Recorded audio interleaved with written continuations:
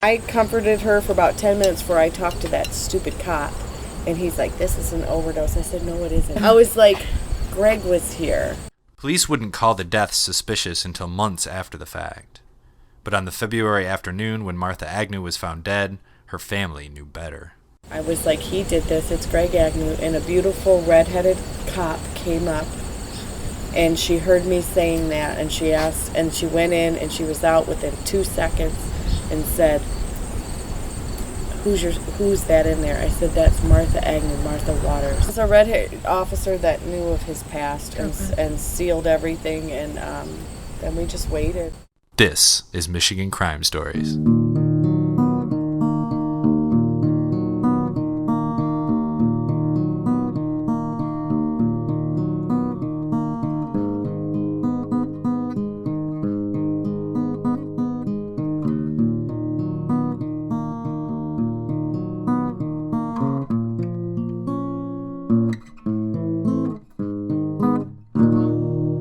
Michigan Crime Stories is a podcast that explores murder, mysteries, and mayhem in the Mitten State.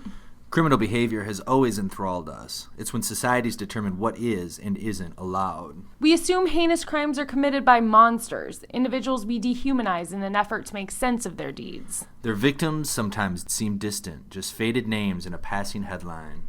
But the terrifying truth is that crimes are committed by ordinary people just like you and me.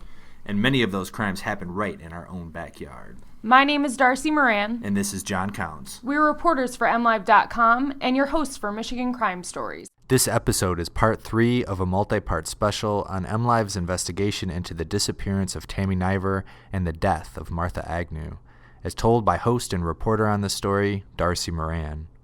If you haven't listened to the first episodes, you may want to start there.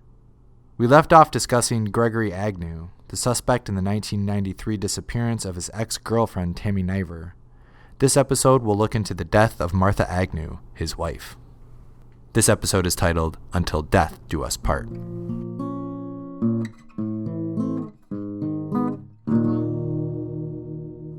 Martha Agnew usually wasn't late. In fact, she was often early.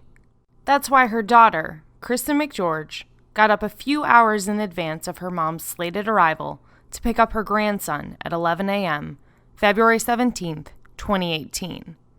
But Martha Agnew never showed up.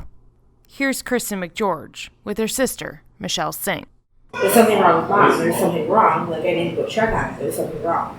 And when I got there, I saw a car. I knew that there was something wrong. She is telling me, Mom's dead. I think Mom's dead. I think something's wrong. I mean, that bad.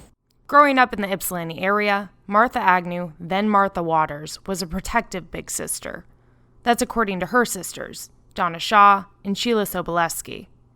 She went to Catholic school, a local high school, and community college before eventually getting her degree in criminal justice from Eastern Michigan University.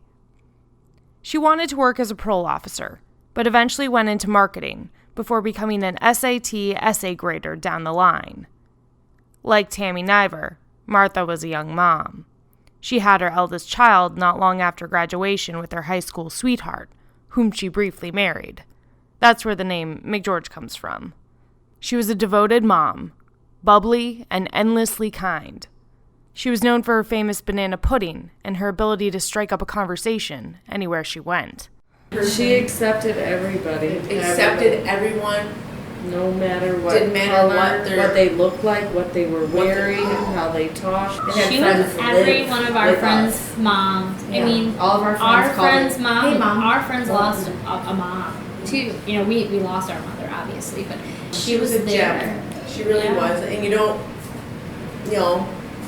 and sometimes you don't realize how people are in your life, but then you lose them in such a way, and you realize what a gem they were. Yeah. There wasn't a better person. She and Greg were together for about 25 years. As we told you in a previous episode, the couple got married in 2014, shortly after police had tried to arrest Gregory Agnew for the murder of his ex-girlfriend, Tammy Niver. In fall 2017, however, Gregory Agnew filed for divorce. He accused her of cheating. She accused him of domestic abuse the night she left. Both denied the other's allegations. We were unable to substantiate other claims made by Martha Agnew's family. Either way, they were glad to see the relationship end. Yeah, she was happy, she was free. She looked the healthiest she ever looked in her entire life when she finally walked away from him. So great. She had. I've never felt more safe and She happy lost some ever. weight. She was healthy. Her face she was clear. But in January 2018, something odd occurred. As court dates for the divorce drew closer, Gregory Agnew posted photos and video on Facebook of the couple's wedding years before. In the photos, you could see Martha Agnew beam in a purple dress while holding white flowers. In a video, you could see Greg Agnew swoop in to kiss and hug her at the end of the ceremony. For a number of reasons, Martha's sisters were worried.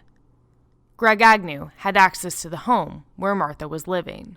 You see, the divorce case was still going, and a judge had ordered the pair split access to 2 residences in Ypsilanti Township's West Willow neighborhood. Gregory Agnew was granted access from 10 a.m. to 7 p.m. daily to the Eugene Street address, provided by insurance in wake of a fire at a marital home. Martha Agnew had access overnight, but she stayed with her daughter instead. That is, until a few weeks before her death. Like I said earlier, Kristen McGeorge had expected to see her mom that day on February 17th. When she didn't arrive and didn't pick up her phone, Kristen went looking for her. She tried to get into the Eugene home, and she started calling Greg to let her in. After some back and forth, he eventually arrived and unlocked the door. So I ran straight in. I did. Sort of while I was running in, but still I saw the TV was on. There was a blanket on the couch. There wasn't coffee yet. But still, I still just ran straight to the room that I knew she slept in. And That's when she saw her mom and turned around and ran back out.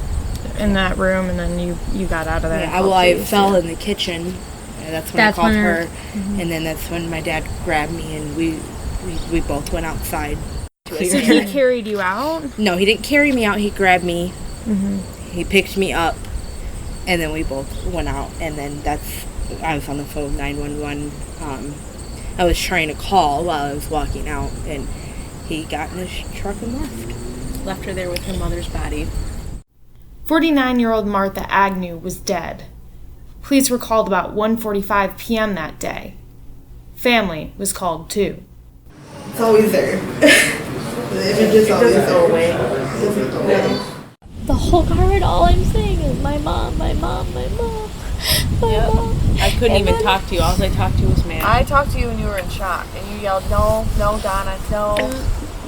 And my husband said, I kept saying, no. He'll this get didn't it. happen. He'll get it. Kept saying, We know he did it. We know he did it. There were needles at the scene, which explains why police initially thought it was an overdose. But months later, the medical examiner ruled the death a homicide. The cause? Strangulation. Martha Agnew did have heroin and fentanyl in her system, but she also had blunt force injuries and defensive wounds on her hands. That's according to the same detectives who'd tried to arrest Gregory Agnew years before. The same ones he'd sued. Here's John Counts again. Detective Craig Risenen would tell a judge that Gregory Agnew's DNA was under Martha's fingernails and on a syringe collected at the scene. Agnew was arrested within hours that same day, July 26th, by Detective Michael Babbage and U.S. Marshals. At a later court appearance, a prosecutor and a defense attorney would spar over details of the death and arrest. The reality is that this was a premeditated first-degree murder that was conducted by Mr. Agnew with the intent of having it appear as though it was a drug overdose. All of those, thankfully, the Michigan State Crime Lab was able to process the scene, and they uncovered the evidence of the staging, as well as using their scientific techniques, were able to uncover also the amount of blood that was cleaned up at the scene. After this incident, Your Honor, and I mean immediately after Ms. Agnew's body being located, Mr. Agnew disappeared, and the law enforcement was unable to locate him for at least 3 days. this defendant took elaborate steps to conceal his location, including disposing of his cell phone, replacing that cell phone, using separate SIM cards. So he's obviously skilled in the methods that the police would use to try to track him. The fact that he was, quote, missing for 2 or 3 days, what he was in a state of shock recovering. He didn't go anywhere. He was arrested where he was, at either his home or in the area. He was there. He didn't flee. And as I indicated, he just paid the real estate taxes a day or two before. He had no intention of going anywhere. Gregory Agnew's attorney, Ronald R. Gold, has questioned why it took so long for police to bring charges against his client if they had such strong evidence. He also said it's not unusual for a wife to have her husband's DNA on her. He said, quote, "I'm telling you that either there's an explanation for it or it's very suspicious in my mind, suspicious on the police officer's end." As of the publication of this episode on October 8th, 2018, Gregory Agnew's case was still going through the court system. He's charged with open murder and is being held without bond. Despite pleas of innocence, Martha Agnew's family still believes their once beloved stepfather killed their matriarch. When asked why, they said this. Because she was scared of him, because she told me that. I mean, the history with Tammy. She was friends with Tammy. I'm going to go there. We'll go there next time on Michigan Crime Stories.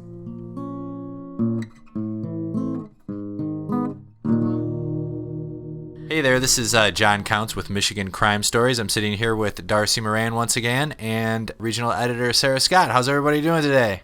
Good, thanks, John. I'm great. Thanks, John. All right, so we just heard episode 3 of the Tammy Niver, Martha Agnew, Greg Agnew saga. Lots of ins and outs with this case, obviously. My first question that I had after taking a listen to this was that they had a kind of unique relationship, and you kind of explored it a little bit, but it sounded like they were together for a very long time, but only married at the end there. So what do you kind of know about that? Why didn't they get married earlier on, or like what, just explore the nature of their relationship a little more? Yeah, so that is an interesting question. They were together a very long time, about 20 years at the time that they got married. Part of my understanding of that is, like, Greg lived elsewhere part of the time. I also know that Martha, for a time, lived with her parents, her dad, and took care of him at the end of his life. I think that may have gotten in the way of moving the relationship forward, perhaps. I feel like that's what was suggested by family somewhat. But, it sounds like a normal, loving family for the most part, and we certainly heard that in the previous episode. Did hear about some fights that would occur between Greg and Martha, but nothing that we could really substantiate, and nothing that turned violent. The only allegation of any violence amongst them was that suggestion of an incident in the 90s that we discussed in the last episode, where there were charges at the same time that the prosecutors never went forward on. Not a lot of information on that, but that typically indicates there may have been an assault. And then right at the very end, when Martha left Greg and he then filed for divorce, there was an allegation of domestic violence at that point. Right, and so they had a kind of a unique living situation right after they were divorced, in that they had 2 different houses in the same neighborhood. Yeah, and I should actually clarify, they were still going through the divorce proceedings, so they were not officially divorced at the time of Martha's death. She was still technically his wife. But yes, during those divorce proceedings, while everyone's kind of quibbling and fighting over who's got what property, who gets to live where, there then comes in this kind of odd scenario where a judge says, well, you'll get the same house for part of the day and you'll get the same house for the other part of the day. That's very odd. That's not something I have ever seen before. Is that something you've ever heard Sarah of? and I are both making confused faces, and that we've never heard that before. Yeah, I would agree that that's a very unusual situation. And one of the houses burned. Is that correct?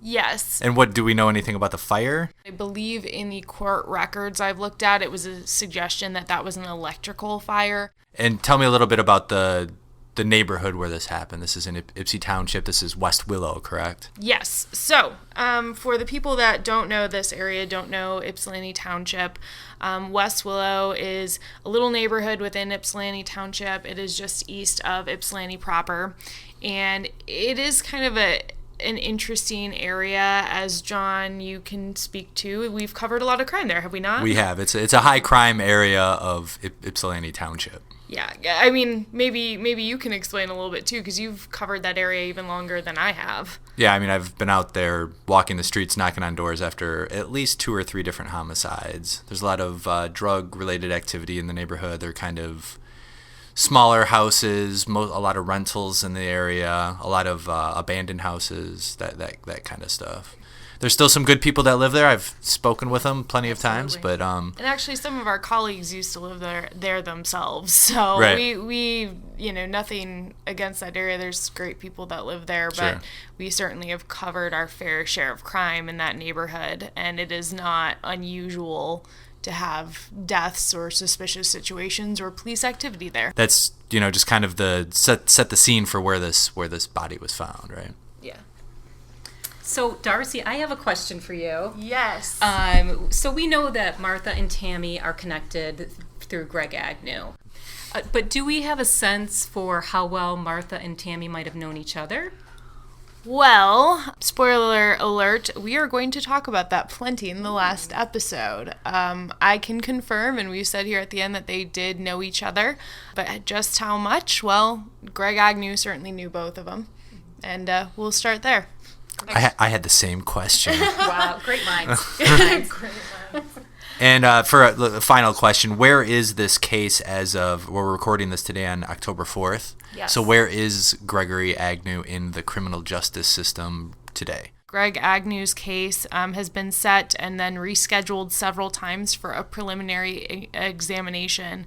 And what that is, for those that don't know, is it's one of the first parts in the court process where they determine whether or not there is enough evidence for this to move ahead to circuit court. It's kind of like a little mini trial where the judge presides as the decider of facts. Exactly, very well put. And they have detectives and witnesses and everyone come forward and give testimony. So it's a very important part of the process, and when we hope to learn a lot more about what's going on here. And like I said, that has been rescheduled several times. It was actually supposed to take place just a week ago, and I had hoped to share even more details with you guys on it, but unfortunately they've rescheduled it yet again.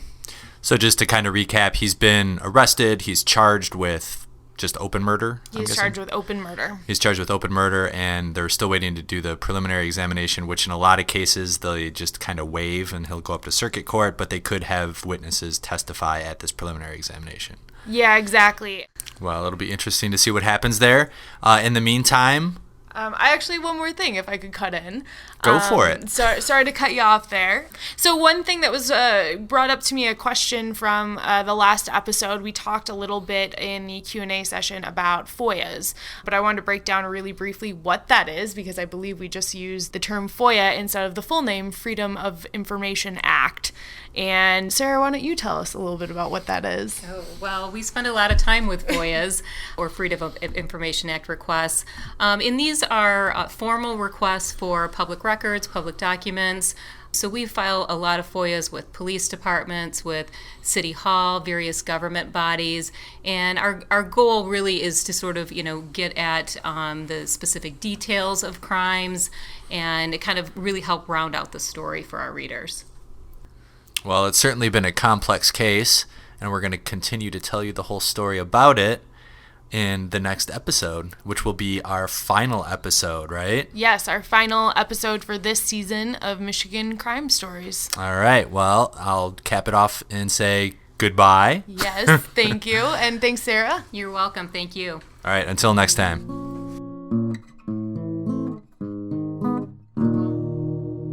Thanks to Martha Agnew's family and Ronald Gold for speaking with us. And thanks to you for listening. If you have any questions about the story of Tammy Niver or Martha Agnew ahead of our next installment, feel free to give me a shout at dmoran@mlive.com. We may read and answer your questions on the next episode. Again, that's dmoran at mlive.com. I'm Darcy Moran, and this is Michigan Crime Stories.